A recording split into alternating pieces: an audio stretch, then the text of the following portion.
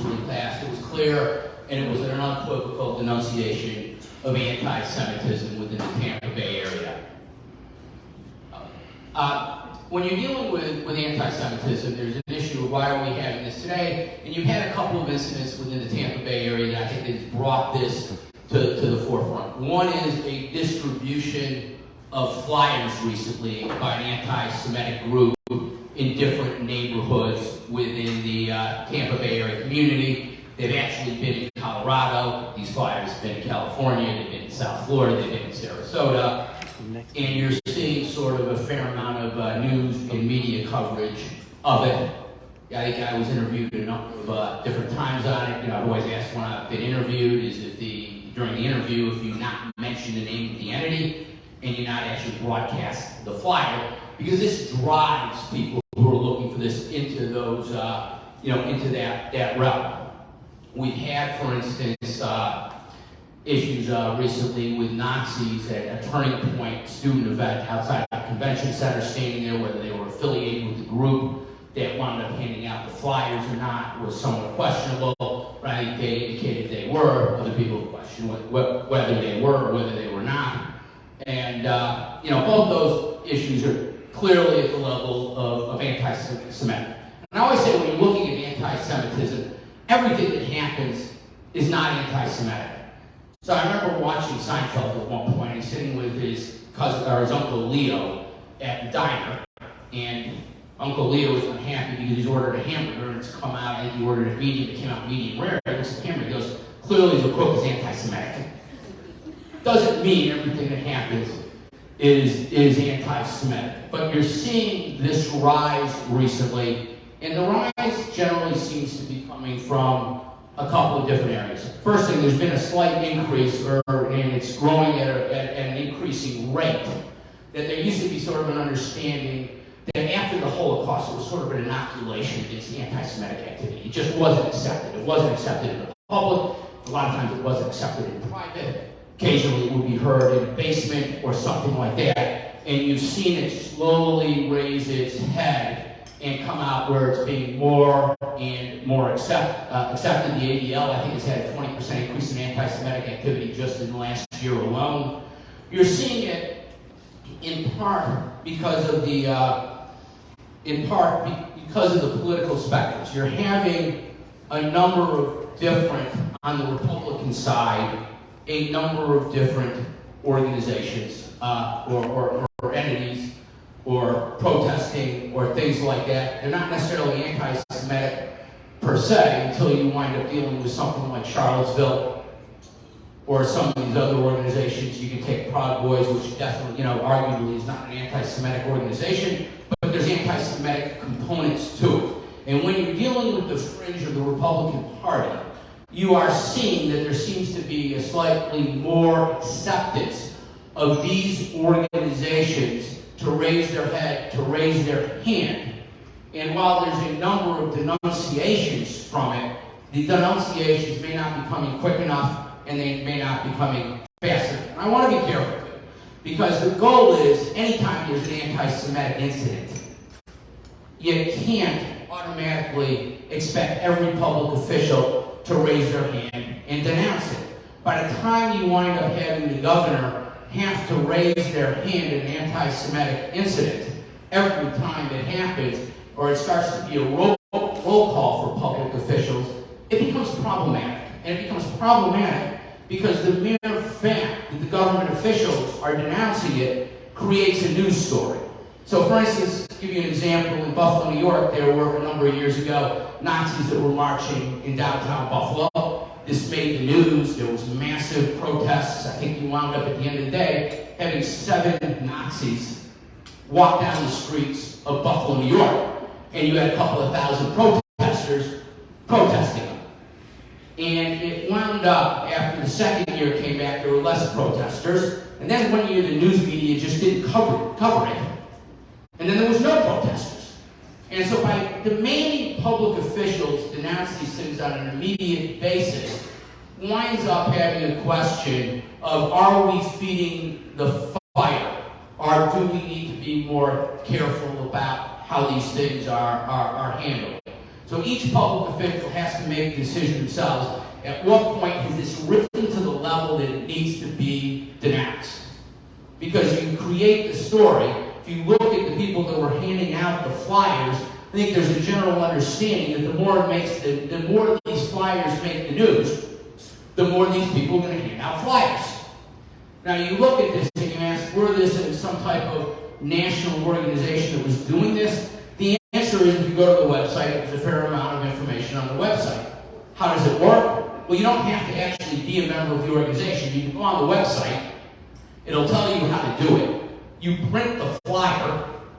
You buy some rice.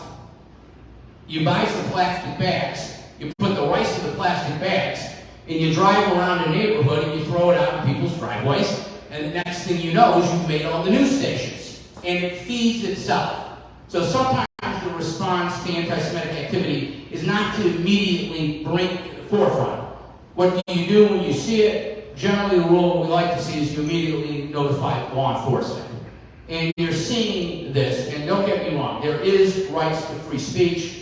These things may very well fall in the realm of free speech, but they do bleed into different areas, and you see these things when you're dealing with the Tree of Life Synagogue or Poway, where you're actually seeing people killed. That doesn't mean that this is happening in Tampa or anything else, but it means that you're seeing a rise of it. So you're seeing a rise of it on the right, and you're seeing these organizations seem to be moving into a certain fringe part of the right in national conversations. But you're also seeing it to some extent on the left also. And it doesn't necessarily come with the direct form of anti-Semitism that you would normally see. It usually comes in sort of a coverage of an attack on Israel, which sometimes is really an attack on Israel, sometimes it really is an attack on the Jewish community. You see that, for instance, in issues when you wind up having an issue in Israel, such as going into the Gaza. You will see an increase in rise of anti-Semitic activity within the United States. You'll have Jewish individuals being beaten up on the streets of New York. You'll see swastika on a Holocaust museum, and that comes out also. When you're looking at anti-Semitism, sometimes it's hard to spot, and if you look at it, I think the International Holocaust Remembrance Center has about a 10-point definition you can look at. I don't think I have time to go over all of it, but let me just touch on a couple of the areas of it. One, when you're dealing with anti-Semitism, when you're dealing with the dehumanization of Jews, comparing them to certain animals or less than human, that's easy to spot. That's clearly anti-Semitic.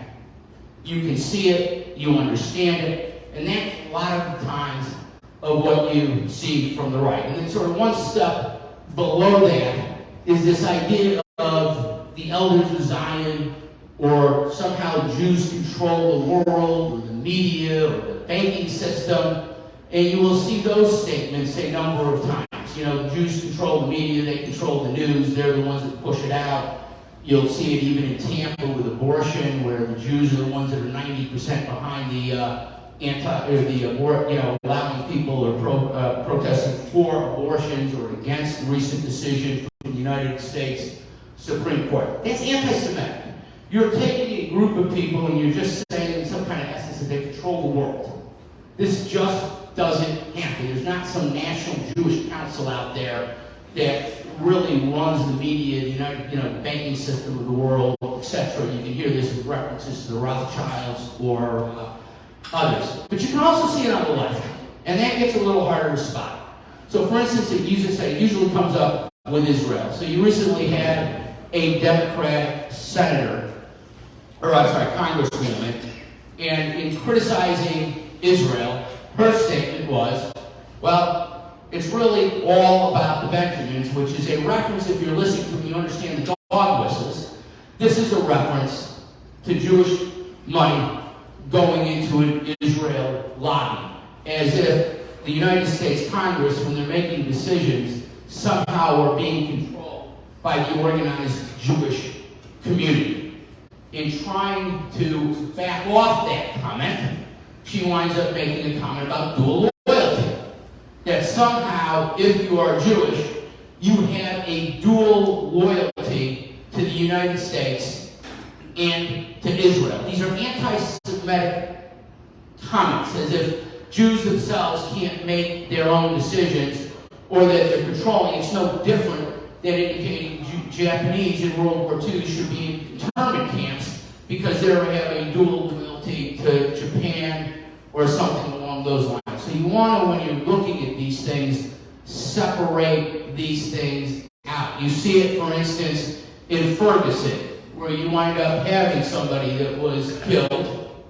There were protests, and somebody's holding a sign in what is really an African-American or black protesting issue going from Palestine to Ferguson, or from Ferguson to Palestine.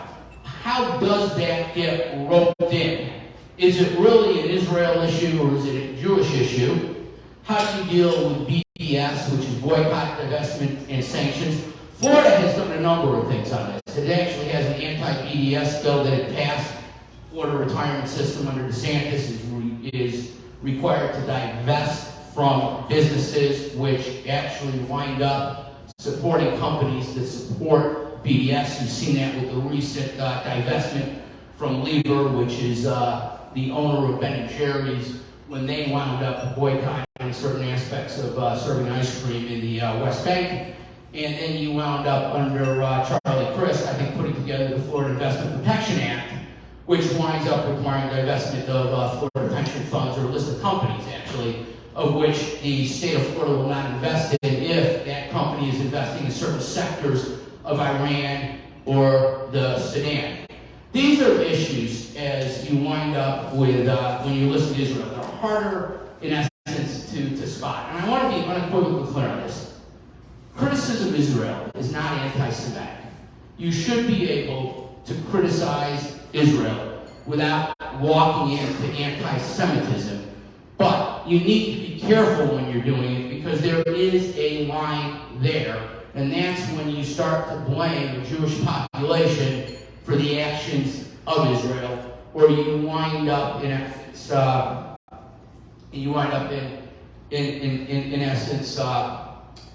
holding the collective Jewish community as being responsible for this specific action and not separating the two. In Tampa, and then let me close very quickly. You've had recently sort of these two situations which are clearly anti-Semitic. You see, the first is these flyers. The flyers are three things. One, Jewish domination of the media, Jewish domination of the government, when you're listing everybody that happens to be in the Biden administration and dealing with the vaccine and indicating this whole COVID aspect in the vaccine is also a type of Jewish conspiracy. I think you generally want to be careful of actually targeting that to the Jewish community. You wind up having issues with controlling the media, listing a number of people from Disney and sort of supporting the molestation of children as a result of being interconnected with Disney and the media. You have this issue with Turning Point with the Nazis. You have recently in a judicial race where you had the wife of somebody running for the judge indicating that his opponent does not accept Christ as sort of a basis of at a political campaign rally, which he said wasn't necessarily a rally, and the person running for judge just didn't stand up and stop it. But not all activity in Tampa is necessarily anti-Semitic if it involves somebody who's Jewish. Now, his opponent happened to be somebody who was Jewish, who was running for judge, and that was the issue. We've also heard, for instance, issues relating to the removal of Andrew Warren, who happened to be a Jewish state attorney, and whether that was an anti-Semitic act by the governor. I think most people agree that that was not anti-Semitic. Now, whether that was a violation of free speech, whether there were other issues with that, that might be there. But everything is not necessarily an action of free speech. I can see you're coming up. Are you? Go ahead. I'll say.